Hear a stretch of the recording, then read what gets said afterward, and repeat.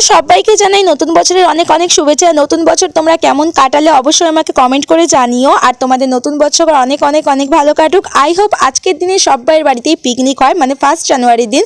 তো আমরা 1 জানুয়ারির দিন বাড়িতে একটা ছোট্টখাট্টো পিকনিকের আয়োজন করেছিলাম, সেই জন্যই তোমরা দেখতেই পাচ্ছ সকাল সকাল উঠে সবাই কাজে লেগে পড়েছি। সো ভিডিওটা আপলোড করতে একটু দেরি হয়ে গেল, কারণ আমার ঠান্ডা লাগার জন্য গলা ভেঙে গেছিলো। আর তোমরা ভালোভাবেই জানো আমার সব ভিডিওই কিন্তু ভয়েস ওভারের, তো ভয়েস না ভালো থাকলে ভিডিও আপলোড করে কোনো লাভ নেই। তো দেখতেই পাচ্ছ এদিকে আমরা সবাই কাজে লেগে পড়েছি, আর এইটা হচ্ছে আমাদের বাড়ির কালুয়া ডন, যে অনেকক্ষণ ধরে বসে আছে। তো আমাদের পিকনিকটা হচ্ছে কি রাত্রির বেলায়, আর আমরা এদিকে রেডি হতেও চালু করে দিয়েছি। এদিকে সবাই রেডি হয়ে গেছে, আর আমিও এদিকে রেডি হয়ে গেছি। আর আজকে আমাদের কি মেনু হয়েছে সেটা তো তোমাদেরকে সঙ্গে শেয়ার করাই হয়নি। তো আজকে হবে ফ্রাইড রাইস, বেবি নান, চানা আর চিকেন তো থাকবেই, চাটনি পাঁপড় মিষ্টি তার সঙ্গে তো থাকবেই থাকবে। তো গাইজ আমাদের রান্না কিন্তু অলমোস্ট কমপ্লিট হয়ে গেছে।